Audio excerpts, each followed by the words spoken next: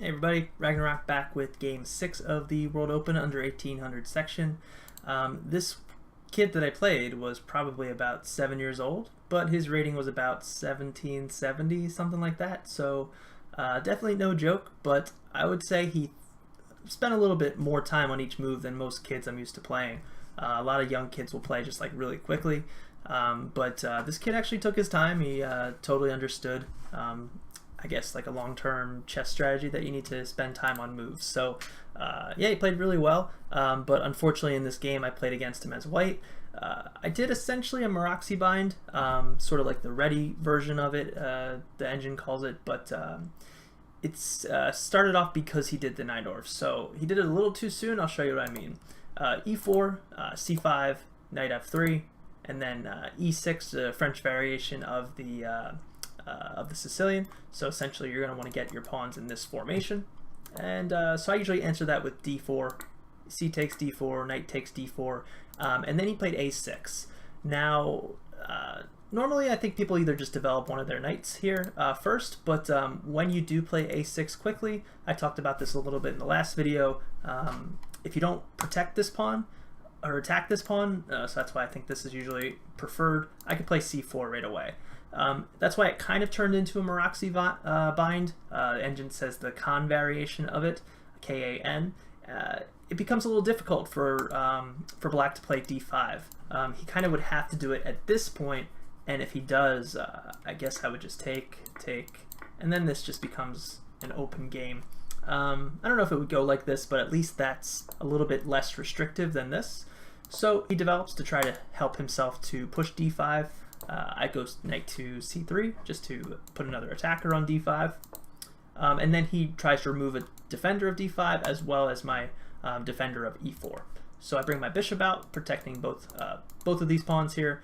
So if he does take and I take back, I wouldn't like this pawn formation, but he would not be allowed to do that. So normally in this variation, people do go to queen to C7, putting more pressure on here, but ultimately potentially attacking here. Depending on what I do, he may be able to get a knight in and have a quick checkmate if I do castle too soon, because my knight is away from this square. So I guess for that reason I came back, just so I can castle safely. I guess I was more worried about H5, H4, maybe even H3 at some point. So knight to C6, bishop to D2, just blocking this pin so I don't have doubled up pawns anymore. And then his bishop went back, and this seemed like a little bit too passive of a move. I feel like better might have been able to come here because I can't push E5 right away. This does block in his bishop, and he's at least 2 moves away from bringing his bishop out to either one of these squares. But you know, maybe he has some ideas here. He doesn't even have to move this bishop right away. He could probably either castle, play B5, bring his bishop to B7. I think there's some better options here, but he does go to E7. I go to A3, and my reason for that is because I was thinking, why did he go to bishop E7? And the only answer I could really come up with was that he wants to bring his knight here, attacking my pawn, my bishop, and let's say I did something, either way that I back up, actually that way it kind of defends it, so never mind. What I was going to say was, if I go here, either way I move, one of these pawns is gone. And if I go back here, yeah, maybe not. Maybe it's just that they would be under attack. So I didn't like having his knight in here. That was really the main thing. So I tried to defend against that first, and then when he castled, I tried to see what I could do to capture this C file, and then ultimately get my pieces eventually over here at some point. Because a lot of times in the Najdorf, people don't always castle. I think your king is relatively safe here, especially with this pawn formation, this bishop back here. His king's fine there. Maybe even just start pushing these pawns. I think the issue was I didn't castle, so because I didn't castle, maybe he just gave up on the fact that he could push his h-pawn with the rook behind it. So I just bring my rook to c1, he brings his rook to d8, and I don't know, at this point I moved to queen b3. I wasn't a huge fan of that move, but I wanted to prevent d5 as much as possible, because if I can do that, then this bishop stays out of the game for a very long time, because even if he comes here, he's not doing that much. So I tried to just defend that as long as I could.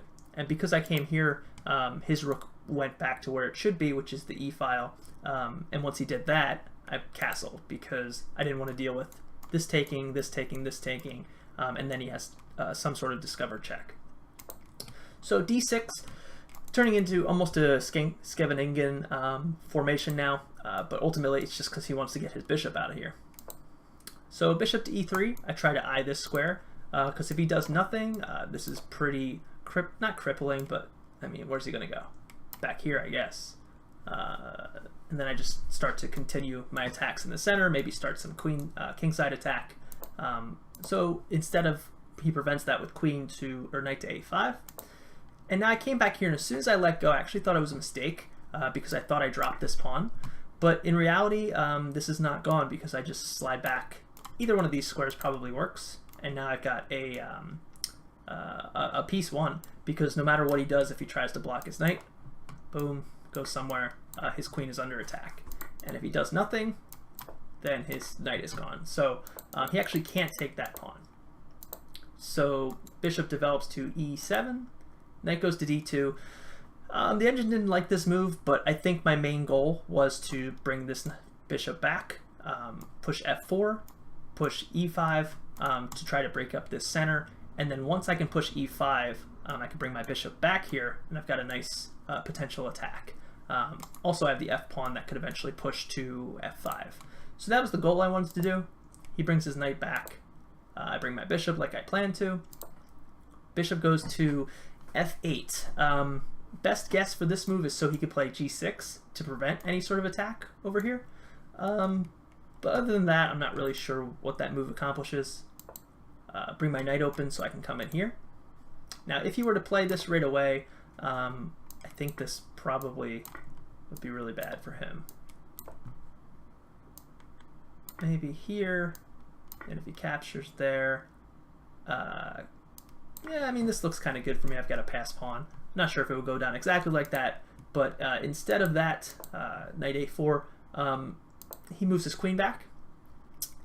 I guess to give himself some space because my bishop could have come in here, but I kind of like my knight here. And the reason I like that is because this rook now can't move at all. He now has 1, 2, 3, 4 pieces besides his king on the back rank. And really he has nothing he can really do at this point.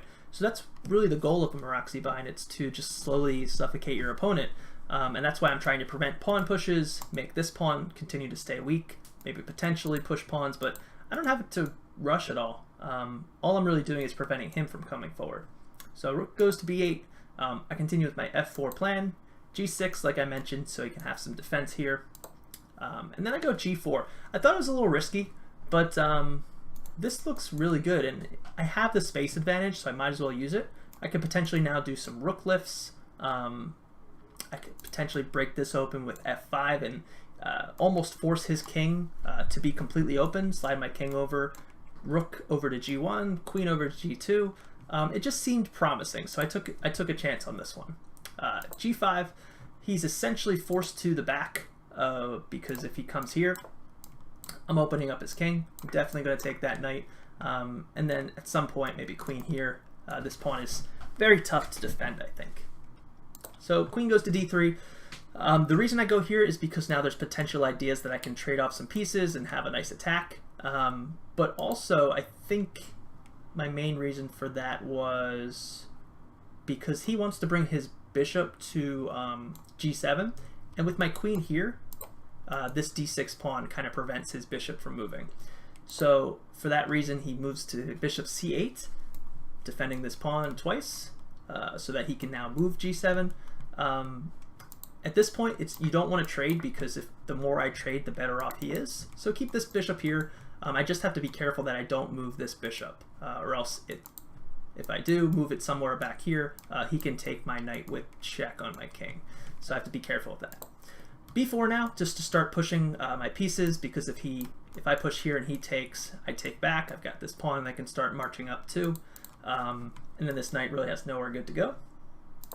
So it's kind of cool to see at this point, though, he has 1, 2, 3, 4, 5, 6, 7 pieces on the back rank. Not a good position to be in. So my goal really was to get this knight over here, which is pretty impossible to do. I guess he'd have to bring his rook over and then his knight back here. But I don't know. I don't know if I've ever had anybody get all their pieces back on the back rank, just kind of shuffled around. So I thought that was pretty impressive. He goes bishop to g7. Again, this is a weak pawn now, so maybe I can take it. So that's why I try to double up both of these pieces on this. This knight probably wants to be back here to come in here and maybe sacrifice to open up the h file. Queen comes off to e7 just to get out of the way, so he can bring his rook and defend this pawn. And then I bring my knight back to f3. Bishop now goes to f8, and I don't understand why. Can't really think of anything right now, so I start continuing my plan to push b5. Yeah, I mean, he could have taken, but it's really the same result. He's not going to go here because I have check, and I win the knight. So he has to go here. It's just a matter of whether he wants to take with the pawn first. So he moves back here, and now I bring my knight to a4. It's a simple trap I'm trying to do here. It's attack the rook. Rook only has one square to go. Now the rook is gone. Takes bishop. I take bishop with tempo on the queen, and then I end up winning the rook.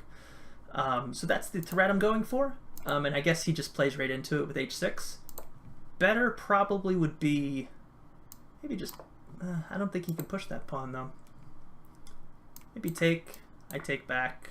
Now he has more space for his rook, something like that. But he's a little bit trapped. So he plays h6.